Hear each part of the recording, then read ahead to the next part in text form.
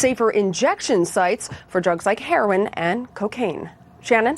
Lauren Blanchard, thank you very much.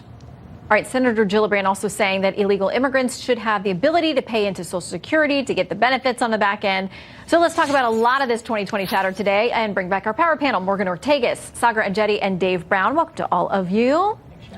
Okay, so Senator Gillibrand saying there are no illegal humans. She's really made a great change on where she was previously on this issue of immigration.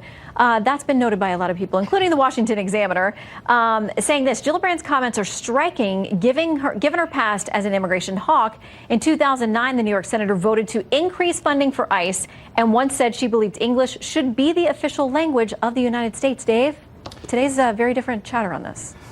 Well, you're seeing the senator, I think, evolve her position, and we've talked about this on your show in the past. Politicians do. A lot of politicians have evolved their positions on issues. I think you're seeing her calibrate to where many in the Democratic primary voting base are on the issue of immigration. I also think you're seeing a pretty visceral, direct, and emotional response to the abject tragedy and chaos caused by this administration at the border, the separation of families. Okay, wait a minute. So I think you're seeing the senator we got to stop there.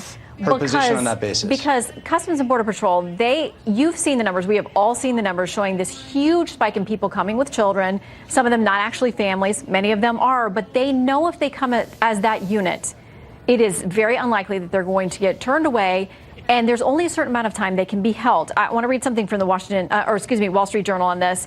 They say starting this week, hundreds of families caught each day in the Rio Grande Valley area are being released by Border Patrol agents. The officials say they're making the change because of crowding and safety concerns.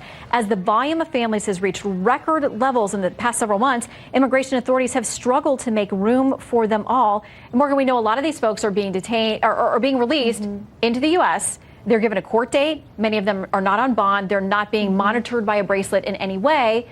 So it fulfills the plan that a lot of people want anyway, is for them to be able to come here illegally and then be released into the U.S. with no monitoring.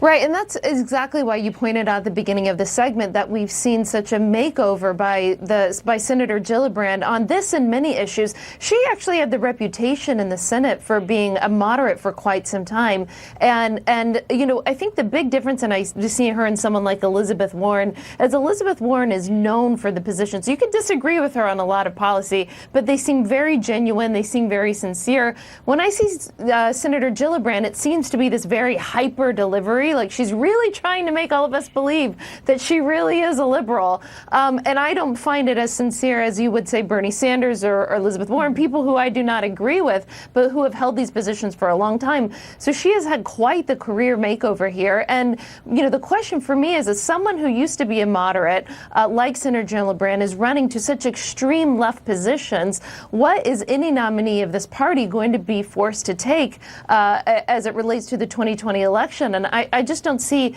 any chance for any sort of moderate survival at this point. Well, but Saagar, you know, this is a game in the general. They're going to pull back more to the center, or at least we think that's what generally historically happens. But on you know, after the primaries on both sides are done. Well, what they're all fighting for is a way to differentiate themselves amongst the progressive Democratic base. Senator Gillibrand now has Social Security for illegal immigrants. Elizabeth Warren has abolishing the Electoral College. Many others have packing the courts. These are ways that they can get different attention. They can blow up in the progressive media sphere, drive the advertising dollars, and that's how they generate income, and that's how they generate fundraising dollars for themselves.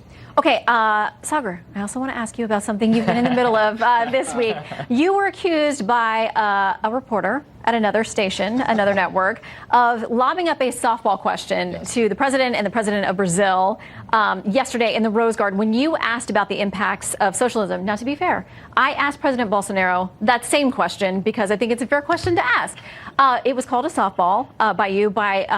Then some folks took some past interviews and questions from this individual in which they asked President Obama if he was having his best week ever. Right.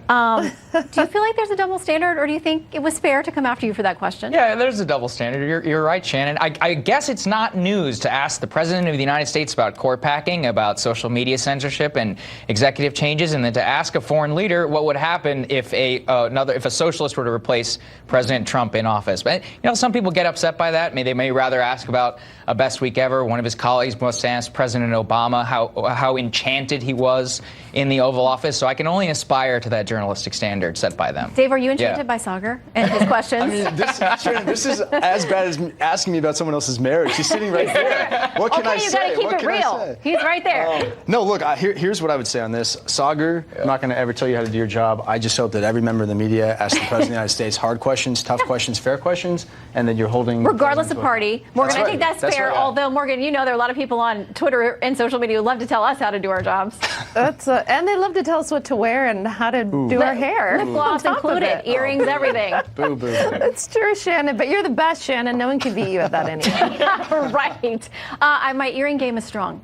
And my questions, too, I would like to thank. I tried for you, Shannon. I brought my earring game tonight. You are always brilliant and beautiful, as are the gentlemen joining us tonight. Power panel, we thank you very much. Thanks, Come back soon. Thanks, Shannon. And stick around. We have got breaking news on guns.